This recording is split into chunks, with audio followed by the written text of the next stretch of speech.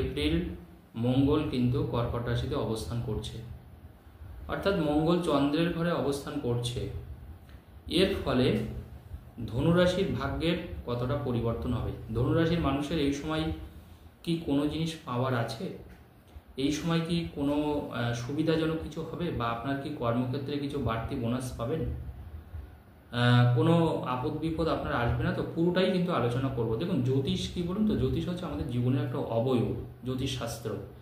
জ্যোতিষশাস্ত্রে যেহেতু সবসময় আমরা দেখি প্ল্যানেটারি পজিশন, অর্থাৎ গ্রহগত একটা পরিবর্তন আমরা লক্ষ্য করি, কারণ গ্রহরা তো সবসময় ঘুরছে, গ্রহরা স্থির নয়। তখন আমরা দেখতে পাই যে আমাদের ভাগ্যেরও কিন্তু পরিবর্তন হয়। আমাদের ভাগ্য কিন্তু কারোর স্থির নয়। আজকে দেখবেন আপনার যদি অর্থ ইনকাম হয়, আগামী দিন যে সেই একই অর্থ ইনকাম হবে তা কিন্তু নয়। হয় দেখবেন ইনকামটা একটু বেড়ে যাচ্ছে, না হলে দেখবেন কমে যাচ্ছে। এটা কিন্তু আমরা লক্ষ্য করি বারবার করে সবার ক্ষেত্রেই। অনেকে যেমন ভালো হচ্ছে, অনেকে দেখবেন খারাপ হচ্ছে, অনেক থেকে গরিব থেকে আবার ধনী হয়েছে, অনেকের আবার ফাটকা ইনকাম হয়ে যাচ্ছে। এটা কিন্তু গ্রহের পজিশন। তো গ্রহের সবটাই হচ্ছে গ্রহের ফল। গ্রহ যদি আপনার ভালো দেয় তাহলে অবশ্যই আপনি ভালো কিছু পাবেন। গ্রহ যদি অবশ্যই খারাপ না দেয় তাহলে নেতিবাচক কিছু অসুবিধা তো অবশ্যই আমরা পড়ি। তো আমরা দেখতে পাচ্ছি যে মঙ্গল 3 এপ্রিল কিন্তু মিথুন রাশি ত্যাগ করে কর্কট রাশিতে প্রবেশ করেছে, এবং মঙ্গল কর্কট রাশি হচ্ছে চন্দ্রের রাশি, চন্দ্র কর্কট রাশির অধিপতি, এবং মঙ্গল এই জলরাশিতে অবস্থান করছে। এবং দেখুন, মঙ্গল হচ্ছে কিন্তু মনে রাখবেন কর্কট রাশিতে অবস্থান। দেখুন, কর্কট হচ্ছে একটা জলরাশি এবং যার অধিপতি চন্দ্র, আমি আগেই বললাম। এবার দেখুন, এই রাশিটা কিন্তু আবেগে কাজ করে, খুব আবেগপ্রবণ। কর্কট রাশির মানুষরা অত্যন্ত ভালো হয়। কিন্তু প্রশ্নটা হচ্ছে, মঙ্গল যেহেতু একটা অগ্নিকারক গ্রহ, এবং মঙ্গল মানে সাহস, শক্তি, পরাক্রম, তো স্বাভাবিকভাবে সে কিন্তু কিছুটা কিন্তু এখন তার শক্তি প্রদর্শন করতে পারছে না। এবার এমত অবস্থায় ধনুর কেমন যাবে? দেখুন, কারণ ধনুর কিন্তু মনে রাখতে হবে, ধনুর হচ্ছে সপ্তমভাবী, ধনুর দ্বাদশপতি কিন্তু মঙ্গল। ধনুর হচ্ছে দ্বাদশপতি কিন্তু অবশ্যই মঙ্গল। এবং শুধু তাই নয়, ধনুর পঞ্চমপতিও কিন্তু মঙ্গল। কারণ ধনুর ষষ্ঠ হচ্ছে বৃষ এবং সপ্তম কিন্তু অবশ্যই মিথুন। তো ধনুর পঞ্চমপতি এবং দ্বাদশপতি অত্যন্ত ভাইটাল প্ল্যানেট, সে কিন্তু আপনার বসে আছে কিন্তু অবশ্যই কর্কটে নিচস্থ হয়েই বসে আছে, অর্থাৎ ধনুরাশির অষ্টম স্থানে বসে আছে। এবার দেখুন, এর ফলে ধনুরাশির মানুষের যে সুবিধা এবং অসুবিধাটা পাবেন সেটা হচ্ছে, তাহলে পঞ্চমপতি অষ্টমে যাচ্ছে, অর্থাৎ একটা ভালোবাসার জায়গায় কিন্তু একটা ক্লাশ তৈরি হচ্ছে। ভালোবাসার জায়গায় দেখবেন কিছুটা আপনি বীতশ্রদ্ধ হয়ে পড়বেন। আপনি আপনার পার্টনারের থেকে মানে কিছুটা অবহেলা পাবেন, কিছুটা অনাকাঙ্ক্ষিত প্রেম পাবেন, যেটা আপনি আশাই করেন না। তার থেকে এই ধরনের মৃদু ব্যবহার, তার থেকে এই ধরনের গরম ব্যবহার, বা সে আপনাকে কিছুটা এড়িয়ে যাওয়া, সেটা এই ধরনের ব্যাপারগুলো কিন্তু আপনি লক্ষ্য করবেন। এবং সেই ক্ষেত্রে কিছুটা হতাশাজনক হতে পারে। দীর্ঘদিনের একটা সম্পর্কে একটা চোট আঘাত চলে আসলো, এটা কিন্তু খেয়াল রাখতে হবে ধনুরাশির। এবং সব থেকে বড় কথা, এই সময় ধনুরাশির মনে আমার যেটা মন বলে সেটা হচ্ছে বাকবিতণ্ডায় জড়াবেন না, বেশি তর্ক করতে যাবেন না। যতটা পারবেন মিতভাষী হবেন, মৃদুভাষী, অর্থাৎ অল্প কথাই কাজ শেষ করুন।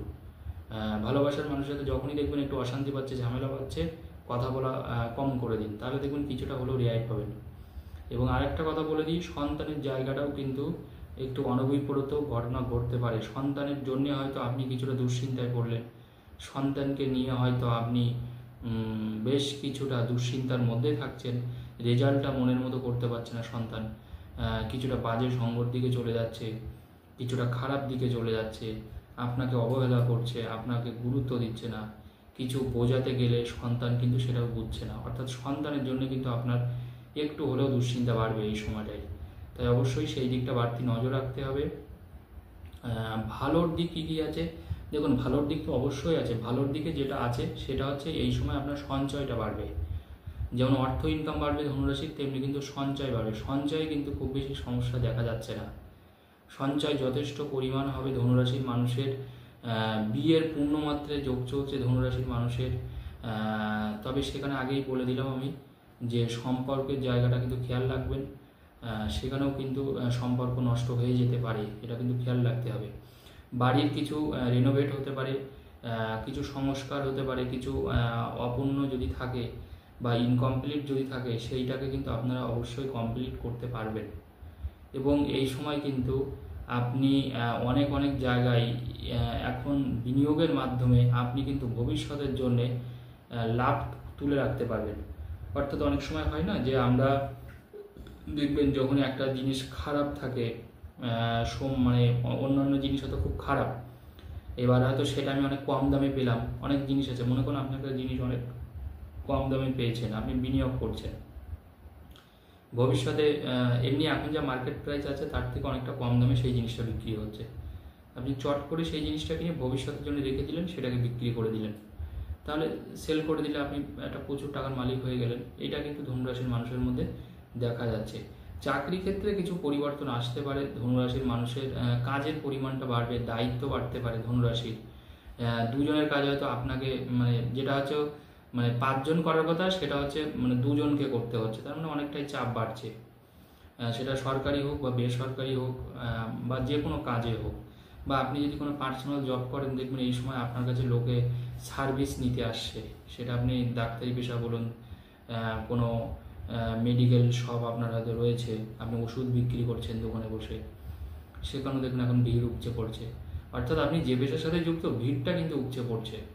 আর যদি আপনি সরকারি বা বেসরকারি চাকরি করতে চান, সেই ক্ষেত্রে দেখবেন কাজের পরিমাণটা বাড়ছে, আপনাকে এক্সট্রা অনেক দায়িত্ব নিতে হচ্ছে। স্যালারি মোটামুটি বাড়বে হয়তো, কিন্তু দায়িত্বটা কিন্তু প্রচুর নিতে হচ্ছে, এইটুকু মনে রাখবেন। ভ্রমণের ক্ষেত্রে কিন্তু একটু সতর্ক হতে হবে, আগে থেকে বলে দিই। যে যেখানে ভ্রমণ করছেন না কেন অবশ্যই খেয়াল রাখবেন, ভ্রমণে কিছু অসুবিধা হতে পারে। আরেকটা কথা বলে দিই, কারোর সাথে কিন্তু আপনার কোনো সংঘাত বাড়তে পারে, অর্থাৎ নতুন এবং পুরনো যেরকম একটা দ্বন্দ্ব বাঁধে, ঠিক তেমনি তার মনের সাথে আপনার মনের হয়তো অ্যাডজাস্টমেন্ট হচ্ছে না, তার চিন্তাভাবনার সাথে আপনার কোনো চিন্তাভাবনার হয়তো মিল আপনি পাচ্ছেন না। যদি আপনার রাশি ধনু হয়, সেটা আপনার কলিগ হতে পারে, বন্ধু বান্ধব হতে পারে, ফ্যামিলি হতে পারে, কারোর সাথে কিন্তু চরম মাত্রায় আপনার মতবিরোধ দেখা দিতে পারে। সেই ক্ষেত্রে আমি বলতে পারি একটা সম্পর্ক হানির কিন্তু একটা যোগ পরিলক্ষিত করা যাচ্ছে, সম্পর্ক হানি হতে পারে কিন্তু। এছাড়া ধনুরাশির আরও এই মাসে আর একটা জিনিস অত্যন্ত বেশি দেখা যাচ্ছে, সেটা হচ্ছে দেখুন ধনুরাশির কিন্তু শনির ঢায়া শুরু হয়েছে, কারণ ধনু, মকর, কুম্ভ, মীন রাশির চতুর্থে কিন্তু শনি ঢুকে পড়েছে। এবার যখন শনির ঢায়া পড়ে তখন কিন্তু মনে রাখবেন আমাদের পারিবারিক দিক থেকে একটু মানুষের আস্থা বিশ্বাস, তাদের ব্যবহারের ক্ষেত্রে কিন্তু একটু রূঢ় হয়ে যায়, তাদের ব্যবহারটা রূঢ় হয়, তাদের সাথে আমাদের একটা যেমন মতবিরোধ তৈরি হয়, তাদের থেকে আমরা সাহায্য কম পাই, বা ফ্যামিলিগত ব্যাপারে একটা অসুস্থতার একটা ব্যাপার চলে আসে পরিবারের কোনো না কোনো সদস্যের। তবে ধনুরাশির মানুষ মনে রাখবেন এখন কিন্তু আপনার এই মাস থেকে শনির ঢায়া শুরু হয়েছে, এবং এই শনির ঢায়ার কারণে কিন্তু ফ্যামিলির দিকে আপনি মোট কথা একটু বাড়তি নজর দেবেন, না হলে কিন্তু পারিবারিক অশান্তির শিকার কিন্তু আপনি হতে পারেন। পরিবারের দিক থেকে কিন্তু অনেক কাজ আপনার আটকে যেতে পারে, বাড়িঘর করতে গিয়ে আটকে যেতে পারে, হয়তো আপনি হোম লোনটা পাচ্ছেন না, দীর্ঘদিন ধরে চেষ্টা করে যাচ্ছেন, বা কোনো মানুষ হয়তো আপনাকে মিথ্যা কেস দিচ্ছে, আপনার নামে ফলস কেস দিচ্ছে, বা আপনি হয়তো গার্হস্থ্য হিংসার শিকার হলেন। এই ব্যাপারটা কিন্তু একটু লক্ষ্য রাখবেন। এখন বিয়ে থাকা করলে অবশ্যই একটু দেখে নিতে হবে, কারণ যেহেতু শনির ঢায়া শুরু হয়ে গেছে ধনুরাশির, তো এই জায়গাটা না করলে কিন্তু ভবিষ্যতের জন্য বিপদ বাড়তে পারে, এইটুকু বলতে পারি। আর মঙ্গলের জন্যে, যেহেতু আমি মঙ্গলের কথাটাও আলোচনা করছি সাথে সাথে, তো এই মঙ্গল মনে রাখবেন অষ্টমে মঙ্গল কিন্তু মাঙ্গলিক দোষ তৈরি করে, এটাও কিন্তু আমাদের মাথায় রাখতে হবে।